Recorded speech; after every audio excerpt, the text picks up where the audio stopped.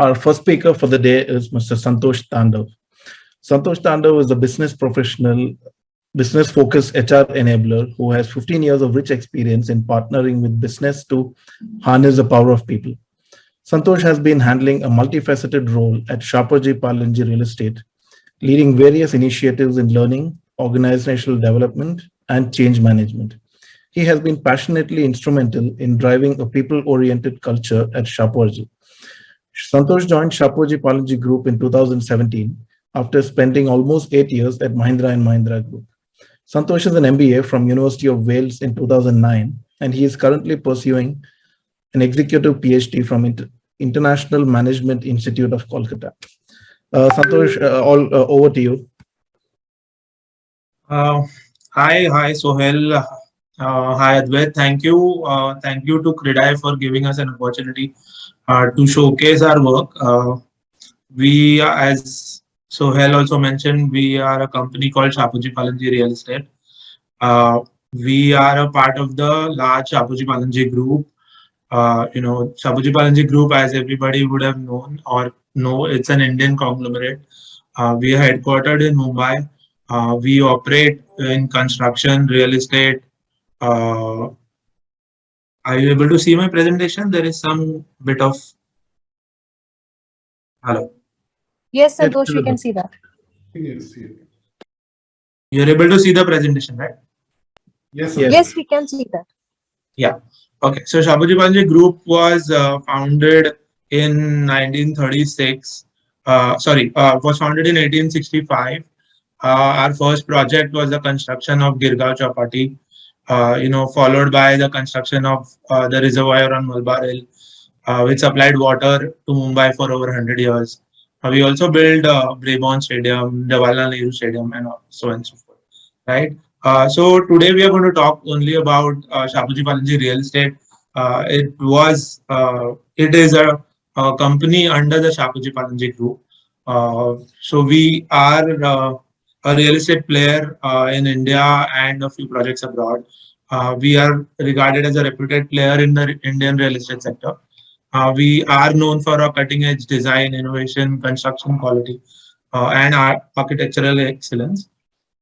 We are a 150-year-old company, and we continue to, foster the 150-year-old legacy of quality that we are known for, continuing to create several landmarks across the world, including the two twin towers you see on the screen, which are called Imperial Towers in Mumbai.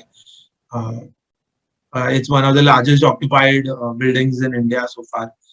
From opulent skyscrapers to affordable housing to functional workspaces, we are committed to delivering quality lifestyle spaces. So when we talk about affordable housing, we're also doing a mass housing, project in Kolkata, which is the highest mass housing segment of about 20,000 homes in, Kolkata. It's a joint venture project with the West Bengal government. So far, we have developed about 13, million square feet of residential and 6 million square feet of commercial properties today. Uh, Straight away, segueing into the learning and development function at Shapoorji Pallonji Real Estate.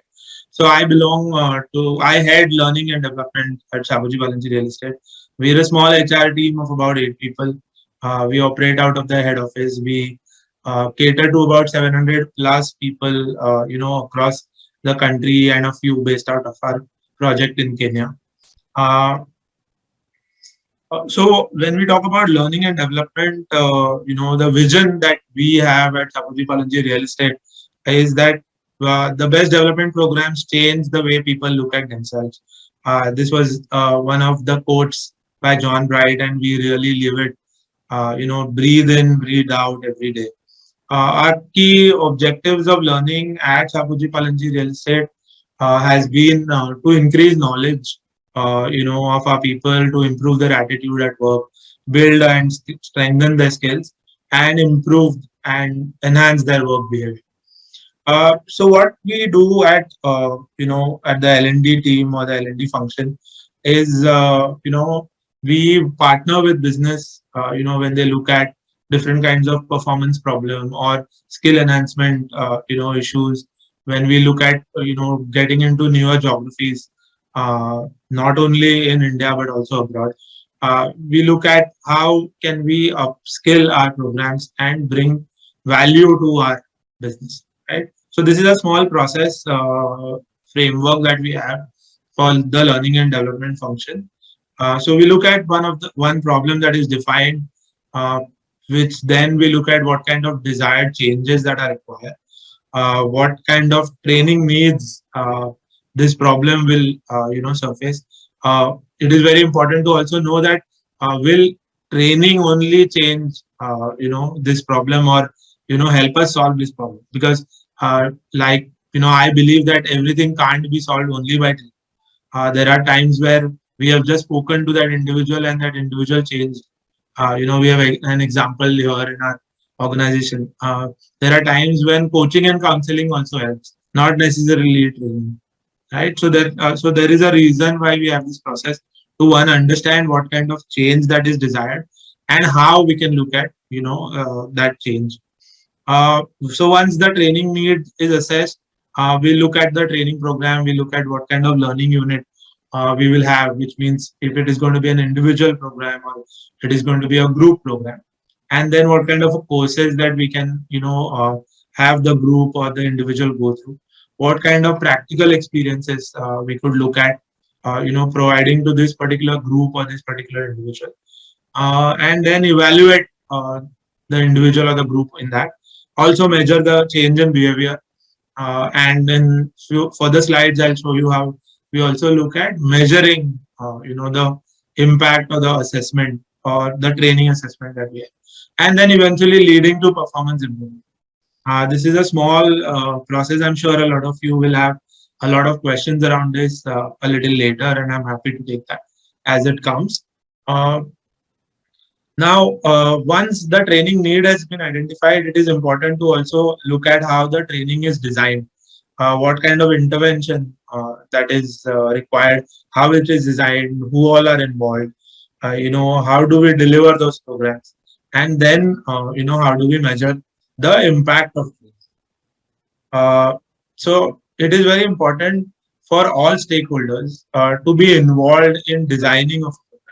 Now, when I speak about stakeholders, it's not investors or not the management at all times, but it is important for the key HODs or the HODs where the problem lies, or the department HOD where the problem lies. So we try and involve everybody. So we will look at a couple of examples, one in sales and marketing and one in the project management teams. So, and the questions that we ask, the stakeholders are, what do you want your employees to be able to do by the end of the stay? This help us. This typically helps us, framing up, a clear and concise, objective of the program. When it comes to performance, we do check what should the learner be able to do after the course completion. This helps us in framing, or this helps us in what do you say in creating the program flow. The condition, under what conditions do you want the learner to be able to, which means COVID has been a very recent example in all our lives, and how we have all changed, how business has changed, how things that are done, have changed, is the kind of condition that we look at. Criteria, how well must learners perform? We do have a criteria where we have a scale where we define, what kind of levels that they should be able to perform, and it is also linked to their performance management. And at the last, we also want to understand as a training team, do you think learners would need reinforcement, which means will there be follow-up sessions that will be required? Will there be, not necessarily training programs, but if there is any kind of coaching or counseling, that is required post, the designing and the delivery of them. Now, let us look at one example, and this is a this is a program called Sprint. So I had joined, and this is a very interesting story. I had joined Shapoorji Pallonji Real Estate in 2017, and the first assignment that I got from my CEO and my business side was that we should have a uniform way of meeting customers, and the customer should be able to, look at a sales manager in a particular way. So our signature should be very common, very, similar. So for example, if you, walk into a Taj, hotel, there are specific ways and a signature that they greet people. Versus if you walk into a Leela, or if you walk into an Oberoi, or if you walk into a Marriott, right? So we wanted to create such kind of hospitality and service, for our people. So we looked at a problem and we said that how should a SPRE, sales manager be? So and then we, had a small workshop with our CEO and our key sales and marketing team members to understand. And these are the four outcomes that we said. That one, he should be experienced and learned, which means he should understand the real estate industry. He should understand the government norms, for their specific location. He should understand this process. He should understand the quality. He should understand the standards of construction, uh, the key stakeholder. He should understand the company history, the, current projects, and he should come across as a credible, knowledgeable expert rather than a sales and service. Which means he cannot be a pushy salesperson. I'm sure all of us have, experienced what a pushy salesperson can be, and this was the first thing that our CEO said, that he cannot be, a pushy salesperson. So tomorrow, if a sale doesn't go through, it's fine, but he should have a customer should have a very good experience of walking into us. He should also be a transparent person, which means a very transparent and straightforward in the approach of communication. He should not come across as diplomatic and mincing words. I'm sure we all know the salespeople and their pitch, and they will say anything to get that sale done.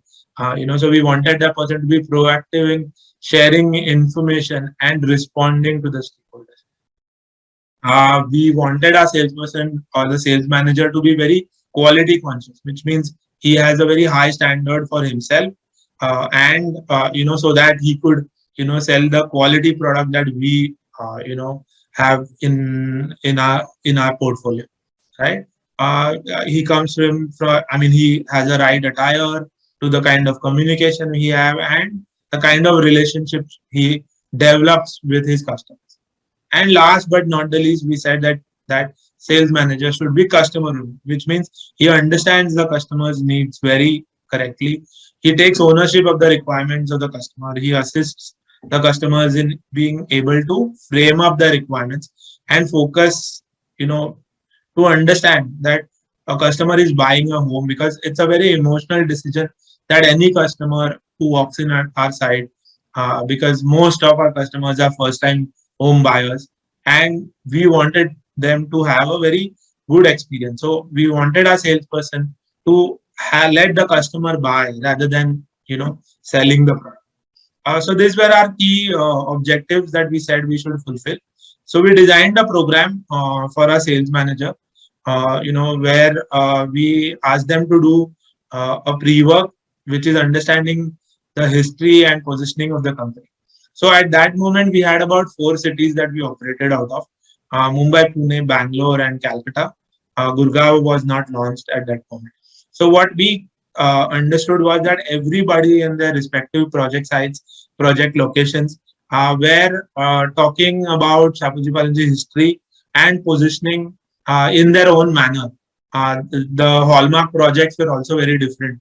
The features of their current project, in their own project, also different sales managers were talking about different hallmarks, different quality, and we wanted them to, bring all of this. And we did a role play kind of a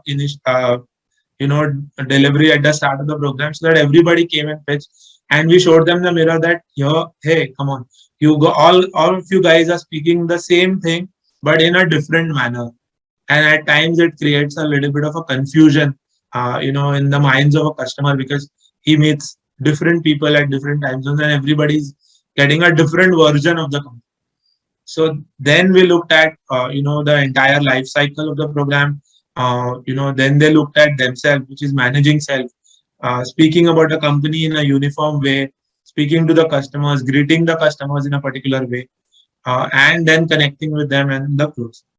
Now, when we looked at this program, one thing that we understood when we did this analysis, that we did not had to teach our people how to sell, because they understood how to sell. They knew how to sell, right?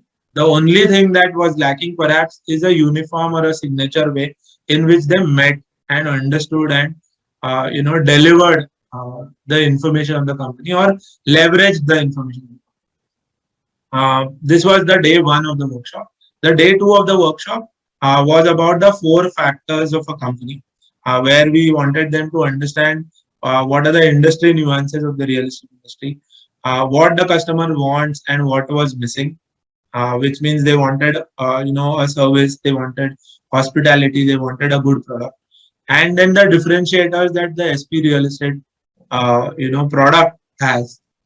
How will it make a difference for the customer, the sales service team and the company? So after the 2 days of the workshop, we gave them a break and we wanted them to go and visit at least three competitors, in their city, uh, or if there is no other specific competitor, go to one competitor which is or one relatable competitor and understand the customer experience, and then design a wow experience for their own customer.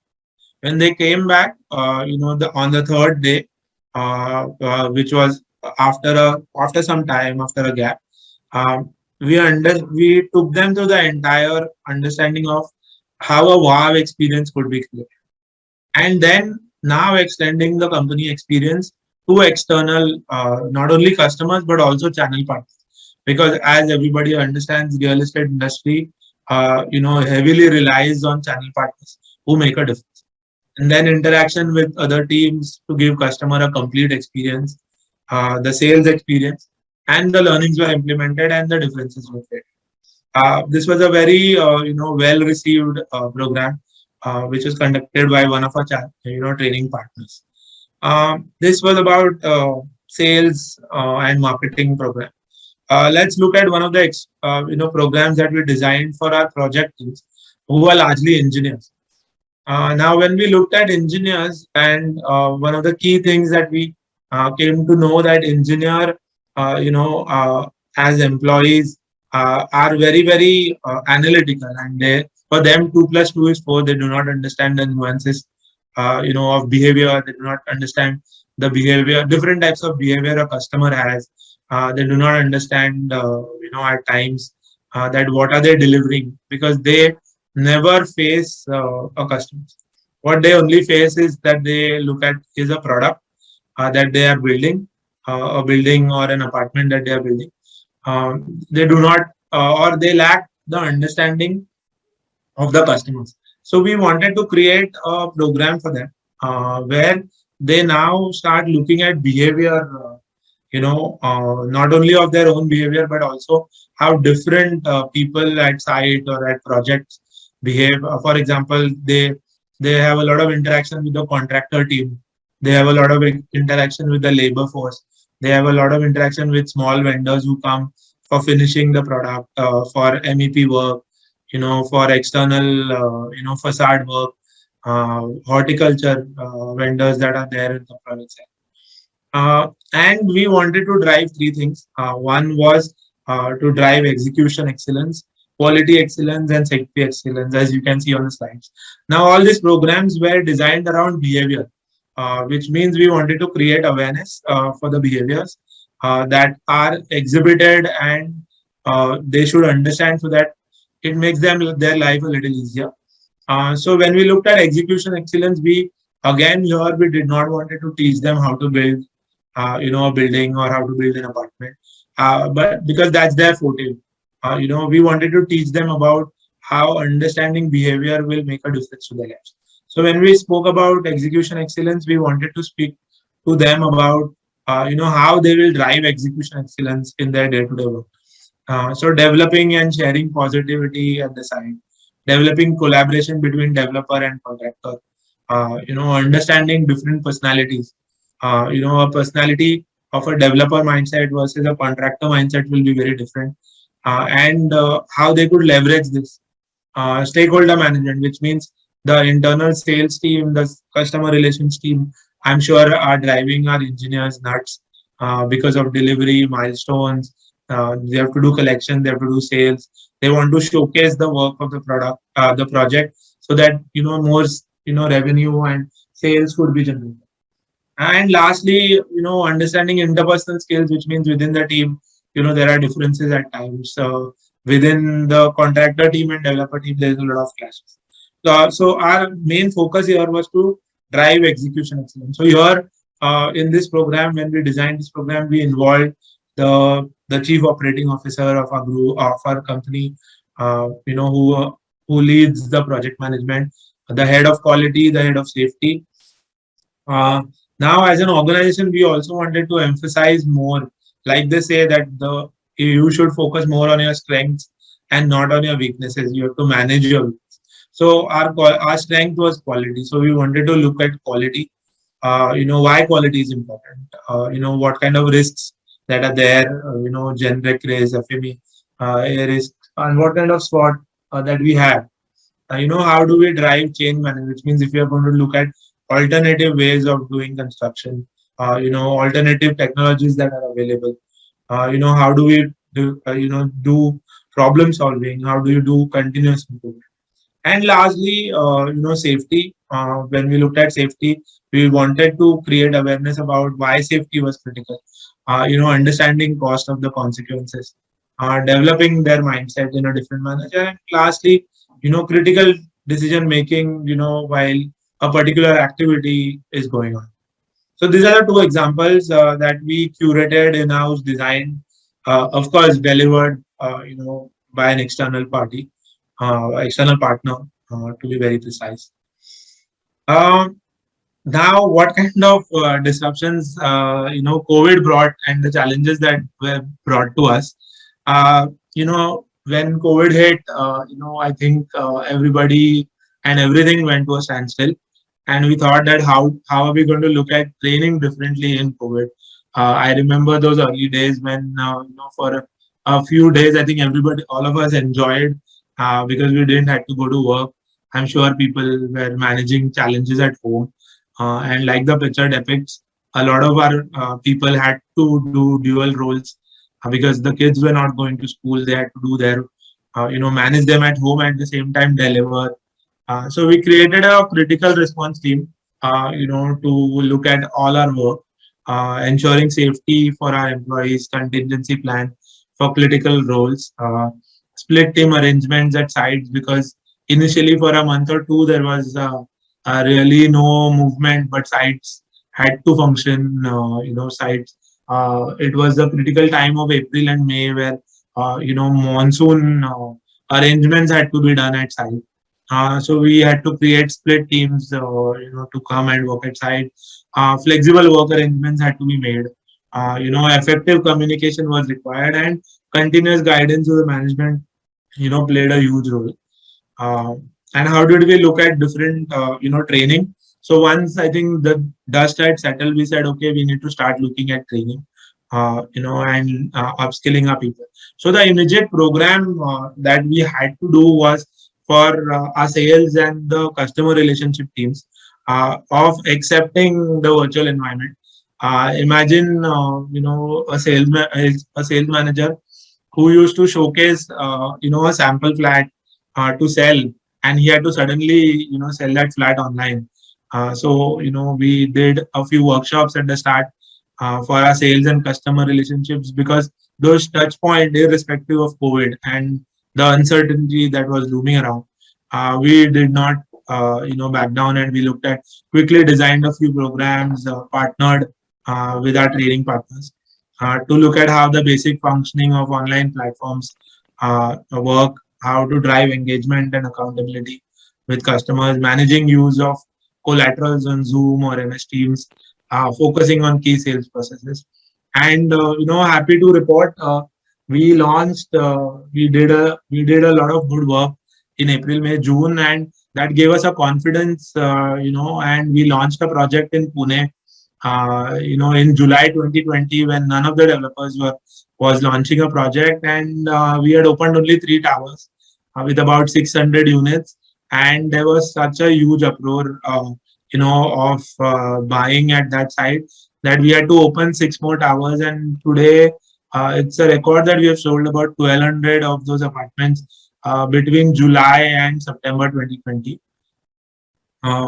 Moving on, from the COVID scenario, I think we did a lot of online webinars, where we spoke about home automation, concrete technology, and as and when we got time, I think a lot of our vendors pitched in to do these programs for us. And, not only the project teams, but also all other teams were happily participating. And we did about 25 programs in about 2 months. And we used to always have about 200 to 300, attendance for these programs.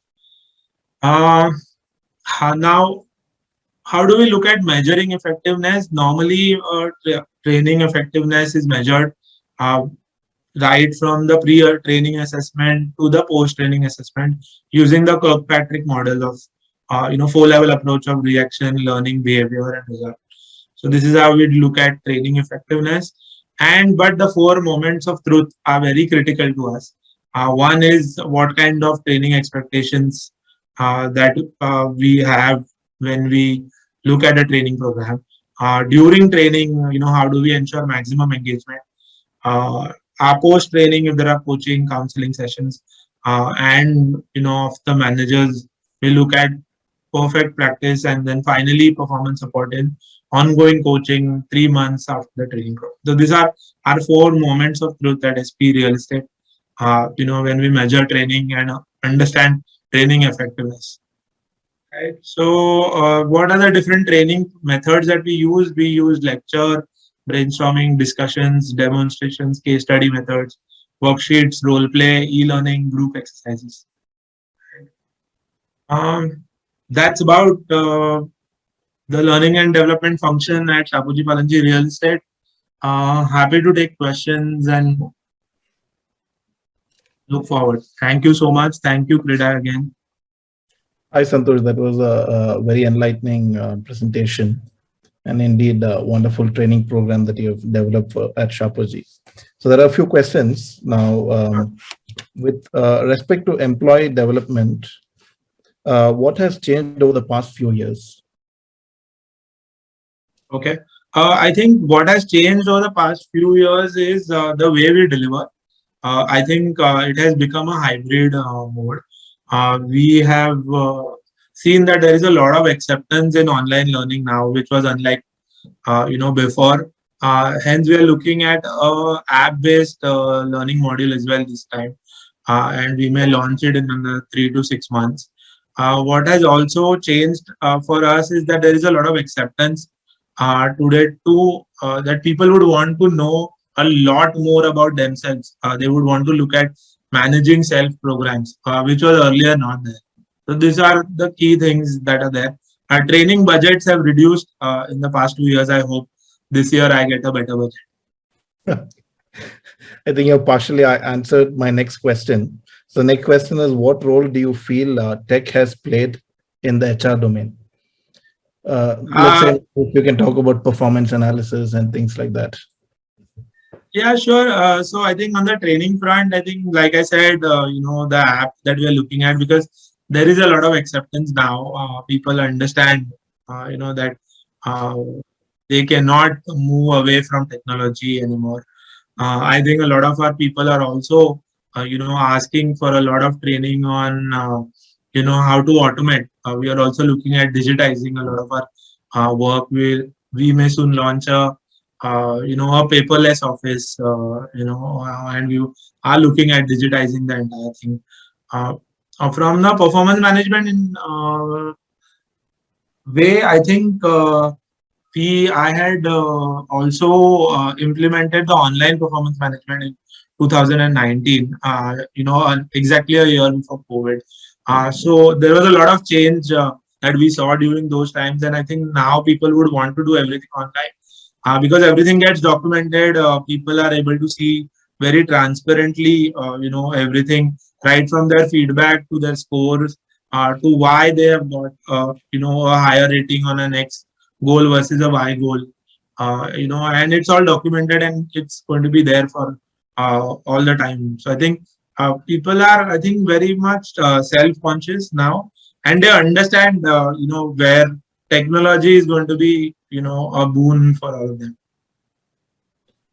Okay. Another question. How do you map L&D program with annual PMS and ensuring employees movement to the next level? At Shapoorji Pallonji, we have a lot of programs. Our needs or training needs come from our performance appraisal forms, right? So they have to fill their forms. We ensure the management looks at all those forms, and trust me, I get about 200 odd needs, and I have to scroll through about 1,000 line items in an Excel sheet to, come to a conclusion of about 200 to 210 training needs that are there. We run a lot of programs to upskill our people to take them to the next level. So we have a program called UDAN, which is an MBA program for our engineers. So we select high potential engineers who do not have a management degree, and they go through this UDAN program, which is a tie-up with the SP Jain Institute in Mumbai. It's a very expensive postgraduate program, and they get a postgraduate degree, after this. So that's one program that we have for our engineers. The second program is for our engineers who are not postgraduate. I mean, what I mean by postgraduate is it's NICMAR is a very construction and real estate driven, educational institute, and they have a postgraduate program for engineers who are bachelors and not done their masters or PG. And third is about our Shikhar program, where we look at senior people who are our future leaders, who would go on to become HODs or business heads, and we groom them for the next level. So then there are series of programs that we have, and now this year we are going to launch about 3 more programs, which will look at taking people from their current level to the next level. But I think largely people also have to understand that what got them here will not take them where they want to be. And that's the challenge that we face all the time, because they feel that it's okay for them to continue to perform in their current level, in their current way and the current level, and they will get promoted automatically. I think things are becoming more and more transparent. So there's a lot of work that people also have to do. So how do you identify these talents? You say that you look for these skills and change technology guys for an MBA. How do you spot these talents? So what we do is, one is the performance rating, which is an obvious thing. So they need to have a consistent performance rating, for the last 2 or 3 years. There's a minimum criteria where we look at only people who have spent more than 3 years with us for this program, which means 3 years and 3 appraisal cycles, which they should have looked at. That's the minimum criteria. Post that, there is a continuous discussions with not only the HODs or the project heads, but also with a lot of different stakeholders in the company, where there are conversations about taking people to the next level and understanding and creating a talent pool for the future. So these are key criteria that we. Great. Another question is, how does a company measure how well it is managing and developing its employees? And corollary to that, what percentage of performance has improved post-training in your Shapoorji Pallonji? Could you repeat the question? The first part I missed. How does a company measure how well it is managing and developing its employees? How do we measure? Yeah. Yeah. The training program itself, yeah, and the outcome of it.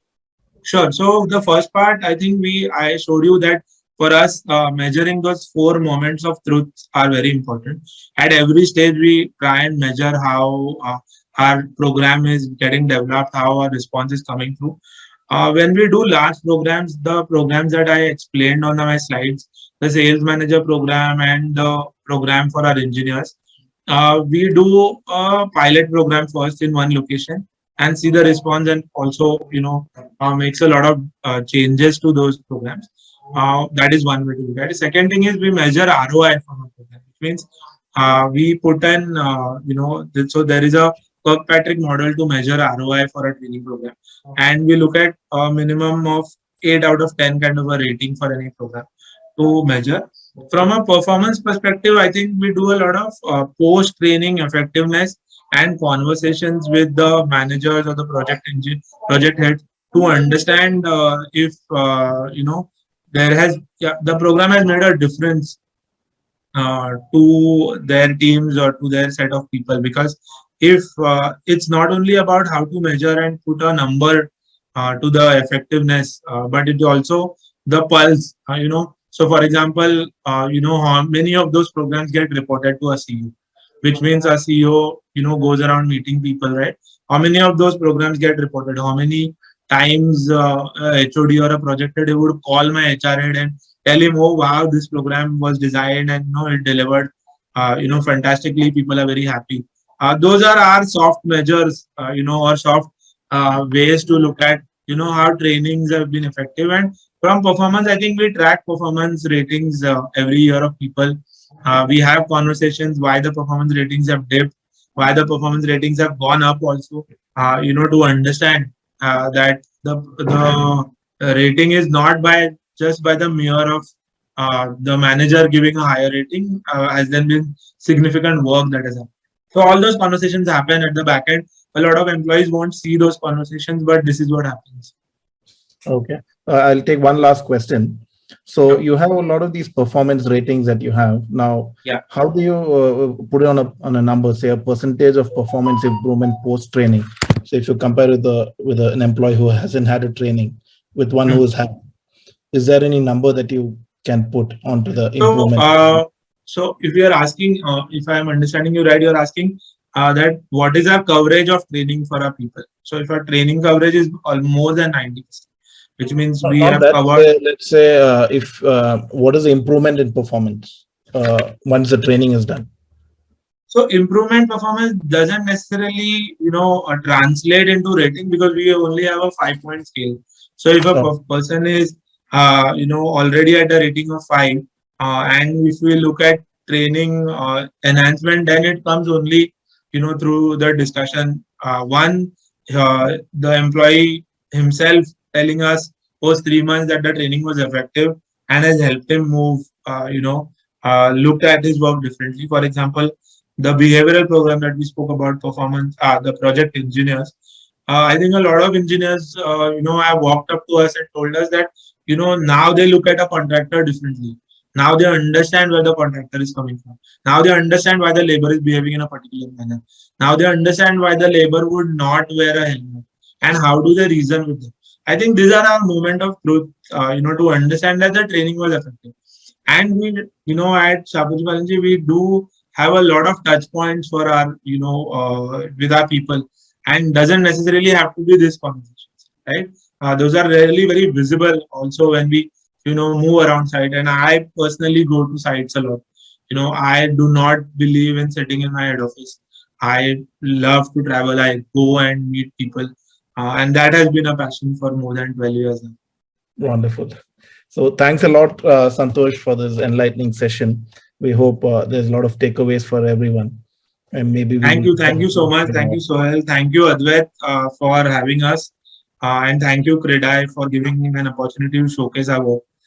Look forward. All the best to everyone. Thank you.